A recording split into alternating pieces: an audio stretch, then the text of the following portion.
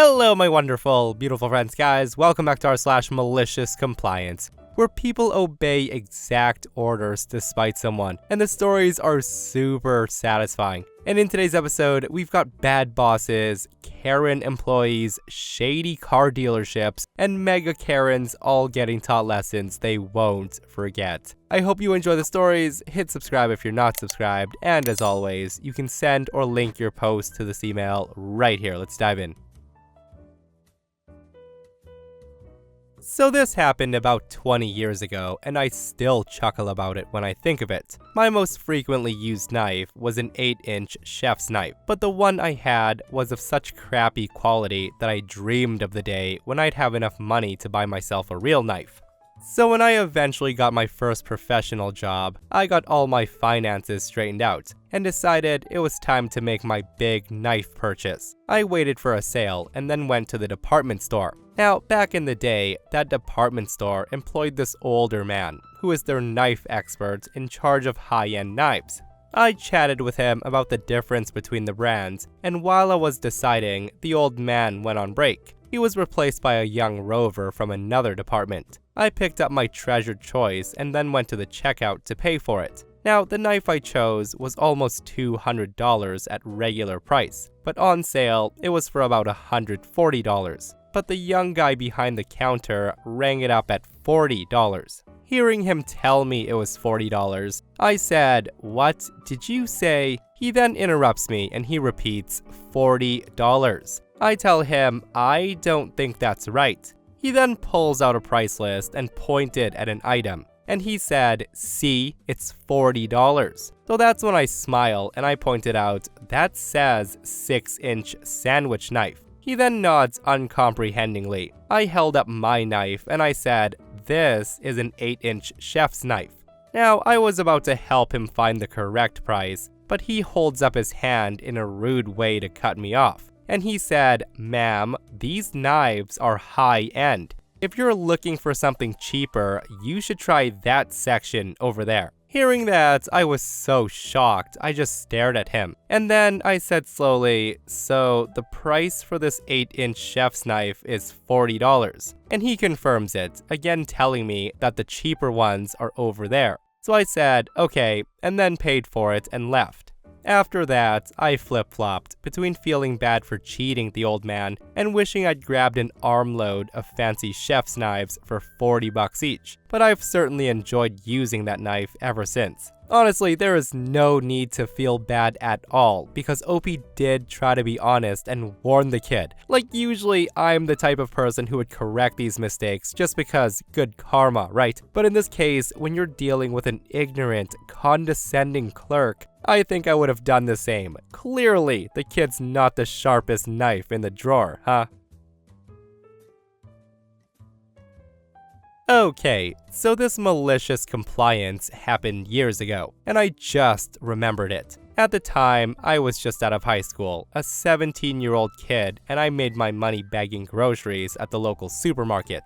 The job was very interesting, and there were a slew of terrible people employed at my location, but this story only has a cast of 2 people. Me, the overworked, unpaid grocery bagger, and my butthole supervisor, who, let's call him Ray. Now, Ray was an absolute jerk to everyone in the store. Nobody liked him. That said, the way my days at this job worked was I'd show up for a shift, clock in, and go to whoever was supervising the front end that day, and ask them what the roster for the day looked like. That consisted of who's here, when they're going home, if anyone's coming in, and breaks. I was particularly interested in my break time according to the roster, so I can plan my shift accordingly. Ray was one of those supervisors, and for some reason, he hated when people would ask when their break was. If someone would ask, he would then scream saying, "When it's your break time, I'll let you know."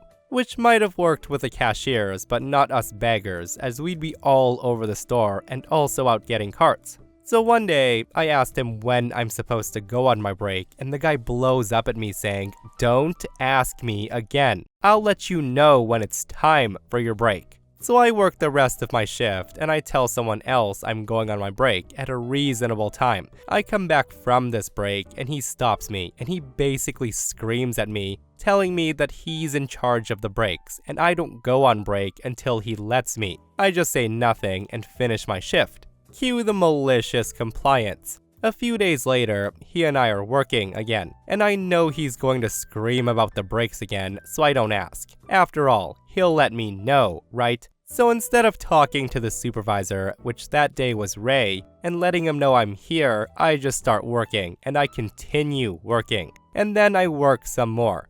Finally, I realize that 7 of my 8 hours has gone by, and I haven't had a single break. But Ray never let me know it was time for my break. A few minutes after I thought of this, Ray somehow finds out that I've been working 7 hours today with no break. The guy comes running up to me, screaming at me how I didn't take a break and how dare I. He then said the company's gonna get into major trouble because they worked me, a minor, 7 hours without break, and then he asked me why I never took my break. I respond with, "Well, Ray, you said you'd let me know when it's time for my break, and you never let me know, so I never took one." At that, he explodes again, and he screams at me to take my effing break now. I finally took my 15-minute break, and then worked another half hour before clocking out to go home. Ray kept being a terrible butthole about everything, but he always made sure I took my breaks every single shift after that. After a few months, he throws a fit at someone else, and he was walked out of that store for good. After Ray left, I had no problems with breaks again. Holy, Ray sounds like a frickin' nightmare to work for, doesn't he? Ask about break times, get yelled at. Don't ask about break times, get yelled at. Like power tripping much, sir. I'm also not surprised he blew up at someone else and got fired for it. But yeah, a 15-minute break in an 8-hour shift. I don't know where OP lives, but in a lot of places, that's still not enough. And this person comments, "This is a great malicious compliance. I worked as a waitress as a minor, and yes, the company can get fined thousands of dollars if you work too long without a break. His fault though for being a butt about it." Again, some people just power trip on their employees, and it makes it so hard to not get spiteful and petty towards them. And the OP in the next post absolutely embarrasses her boss guys. When I was in college, I worked as a baker for a well-known regional bagel and sandwich chain. At some point, an assistant manager transferred to my store who was the stereotypical petty, power-tripping, ridiculous manager you'd find in this type of job. Like, this woman's specialty was yelling at and berating employees in front of customers. I will never not believe that she enjoyed publicly humiliating people. Now, it was tolerable until I agreed to cover a shift at the store she transferred from. That's when someone there asked me what I thought of her. Now, I thought I was careful, as I just commented that she had very high expectations which were hard for some people to meet. Understatement of the year. Well, this lovely person passes this back to her, which shot me to the top of her crap list. What followed was a series of write-ups for egregious violations, like missing some seeds when mopping the floor, or not emptying a garbage can that had a single paper towel in it. Lucky for me, I was one of the few people there certified to run the ovens. My opportunity for malicious compliance came one Saturday lunchtime, when a charter bus pulls up. Now, I had seen this before, and I knew that a bus full of people buying sandwiches is equivalent to 2 to 3 people bringing bagels to work. Barely a blip compared to morning rush. So I went to the counter to help, and Miss Assistant Manager yells at me to get back to the kitchen and start baking more. I tried to tell her we were fine, but as soon as I opened my mouth, she yells at me in front of everyone, "Shut your damn mouth and do what I told you. You don't stop baking until I say stop." Now, 2 important things to know is that first, when I took my certification test, they told me I passed it with the 2nd fastest time on record for the local franchise. The second thing is that the ovens were adjustable. You could turn up the heat to speed up the cooking process. So I went back to the baking area and cranked up the oven, and I baked as fast as I possibly could. The ovens had 8 shelves, holding about 48 bagels each. Eventually, I had them all filled up and was only gated by how fast they could cook, and I could send them up front. Miss Assistant Manager was down at the register this whole time, and she wasn't paying attention to the stock levels in the bagel bins. I just kept bringing out shelf after shelf, and at one point, the bins were overflowing, so I had to start putting them in extra bins we kept in the back. Once those were full, I'd start putting them on metal trays. The crowd finally died down, and Miss Assistant Manager finally looks at the bagel bins, and she realizes she never told me to stop. She asked me if there was anything still baking, and I informed her that every shelf was full. That's when she completely lost it, and she starts yelling at me at the top of her lungs that I was getting fired, until multiple people pointed out that I did exactly what she asked. The store manager ended up coming in, and pretty much everyone told her the exact same story. Miss Assistant Manager had to bag up the mountains of excess bagels, and then drive them to all the other stores in the area so they wouldn't go to waste. Even after that, we still exceeded the allowed wastage for the day, and she was reprimanded. She still yelled at everyone after that, but she was at least more careful with her wording. I think we can all agree that that assistant manager needs to be demoted real quick. Like, what's that saying? Always praise in public, punish in private. And yeah, sometimes things do need to be addressed, but no one else needs to know about it, especially a store full of people. Like, that literally just makes you look psycho. And you gotta love the fact that Karen did that in front of an audience, and they all band together to defend OP in the end. The city I live in has extremely inflated vehicle values compared to the surrounding areas. If you buy the same car from a neighboring state, you can often save $3,000 to $4,000 without really trying. When I buy a new vehicle, which happens to be every 3 to 4 years, I always look in the surrounding states to compare pricing. This story happened about 5 years ago, and the malicious compliance is still going on to this day. I was shopping for a new car, a brand new car, and I found one that matched my specs about 12 hours away in a neighboring state. It was priced about $5,000 below the competitors. So after looking up flights, there was a one-way direct flight that took me to their local airport for around $175. That, plus the gas to drive back, I was looking at a total of maybe $275 to save $5,000. Absolutely worth it in this situation. So I reach out to the dealership and I negotiate a bit, and then we agreed on a price. I let them know that I'd be flying in to pick up the car, and offered to pay in full in advance of the flight. They told me all they needed was a $1,000 deposit, and that car was considered mine. So we signed a contract and I paid the deposit, and then I booked the flight for 3 days from then. First red flag was when I showed up at the airport and the dealership was supposed to pick me up. This was arranged in advance. Quick phone call later, I grab an Uber to take me 20 miles to the dealership, with the promise of them covering that cost. No big deal either way. The second red flag was when I show up at the dealership and the salesman I'd been speaking with asked me if I want to walk the lot with him to take a look at a few cars. And yes, you heard that right. Cars, plural. Questioning what he meant by that, we walk into the lot to see these cars he was talking about. Now, were these some special type of gold inlay, full self-driving, full self-flying amazing mobiles? No, they were not. When I point blank asked to see the car I was buying, the one with VIN number XYZ listed in the signed contract with a deposit on it, I was told it was no longer available. The salesman offered to show me similar cars, which would have been fine if we were able to come to similar terms on the pricing. But all of these cars were outrageously priced. Think $2,000 over MSRP instead of $5,000 under MSRP. And here's an important note for later. There was never a mention, like any paperwork, signage, etc., of any incentives for giving 5-star reviews. Fast forward 2 to 3 hours. I'm now fully convinced this dealership never had this specific car on the lot, and that this was 100% a bait and switch gone wrong.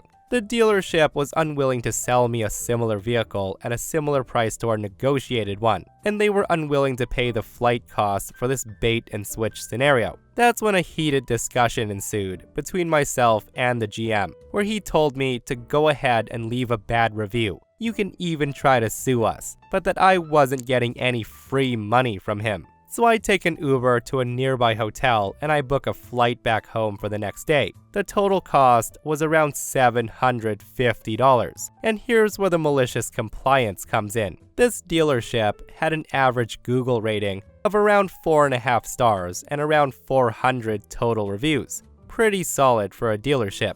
That night, while I was sitting in the hotel room, I had some time to burn. So I spent a couple of hours creating new email accounts so I could leave multiple reviews for this dealership. All said and done, I left around 20 one-star reviews over the course of that night, and then sort of stopped caring about the reviews. At this point, my focus shifted to recovering my lost travel expenses. A few days after getting back, I sent the dealership a demand letter for $750, which they promptly ignored. Since we had done the original contract with the deposit, I went to file a small claim suit in my state. The dealership never showed up to court, and I received a default judgment for $750. I did collect that, by the way. It took a few certified letters, a few phone calls, and about a year, but I did get a check for $750.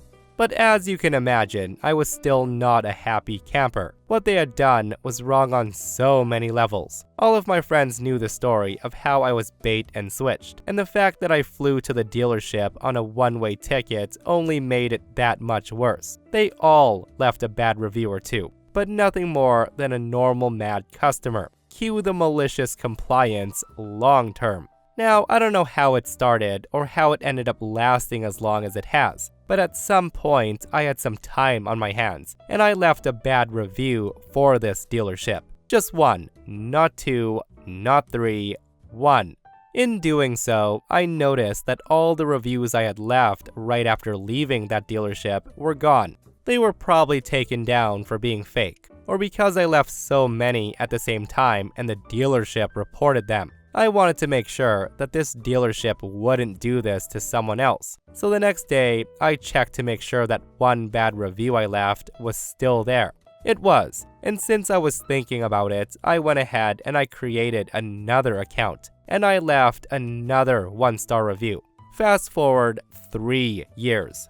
It's now become a habit. Every single time I have a few minutes to spare, I create a new account and I leave a one-star review for this dealership.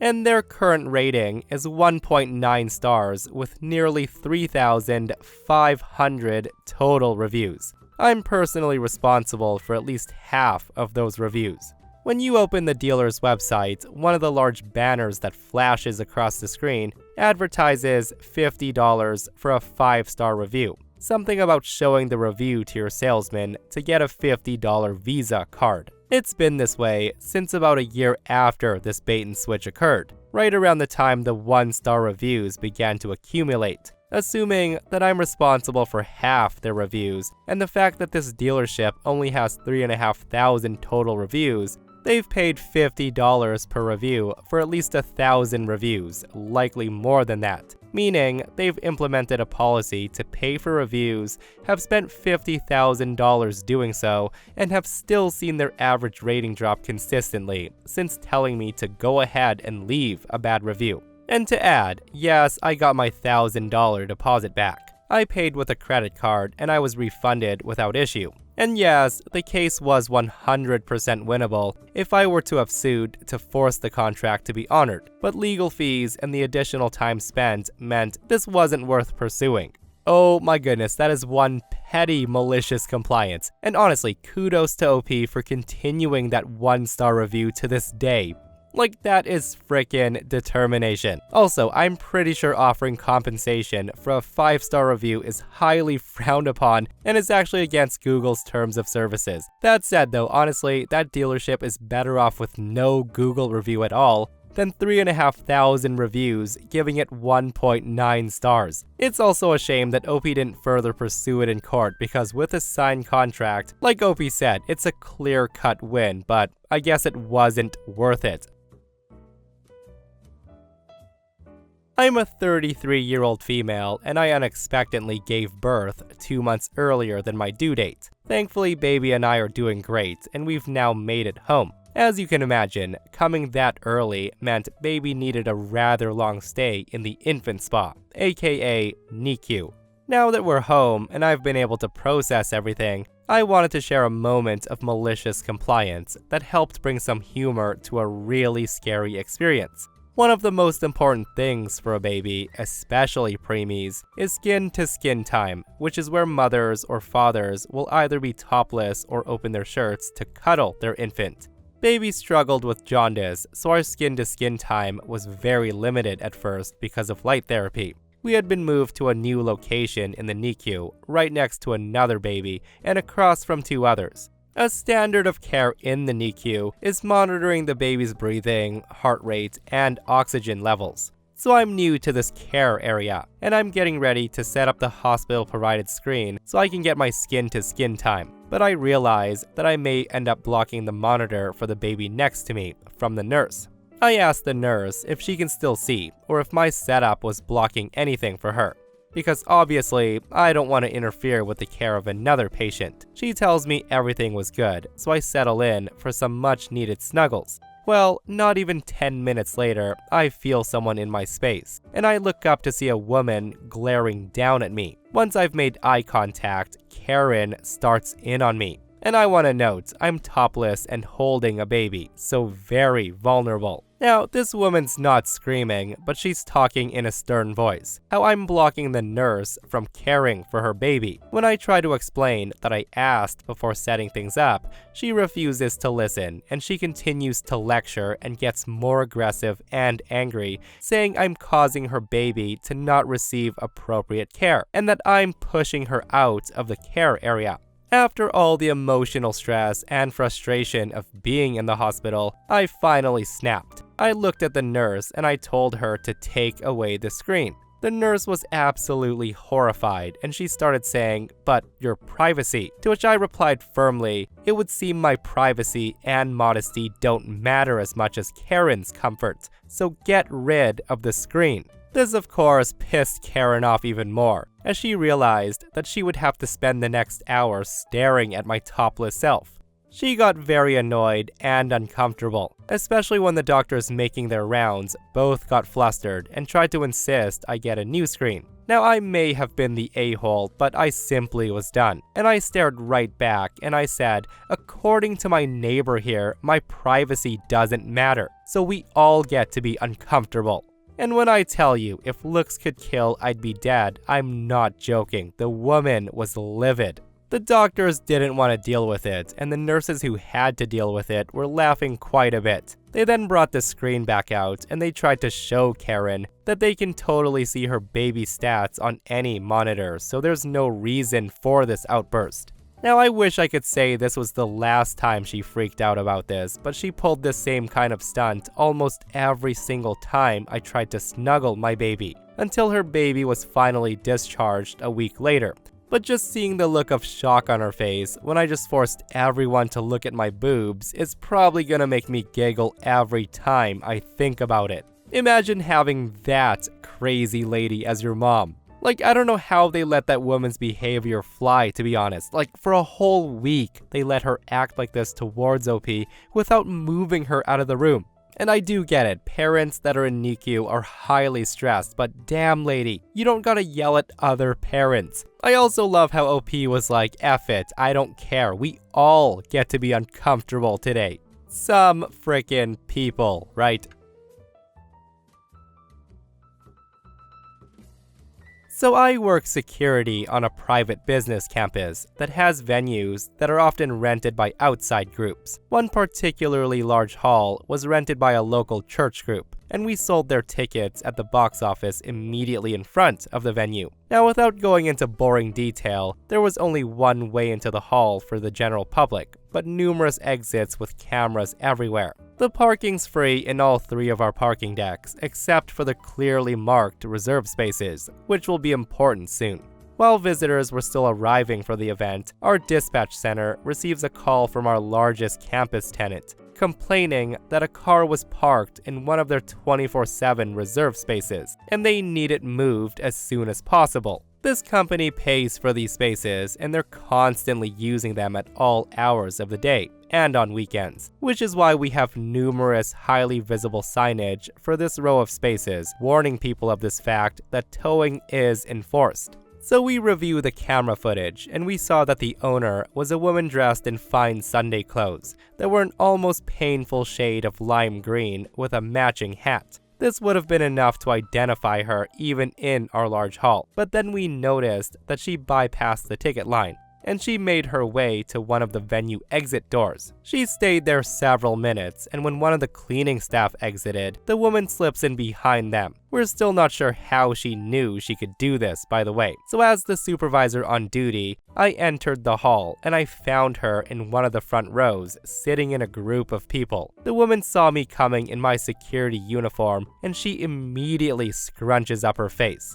Before I can even start talking, saying, "Ma'am, can I?" she interrupts me saying, "I just sat down. What is it that you want?"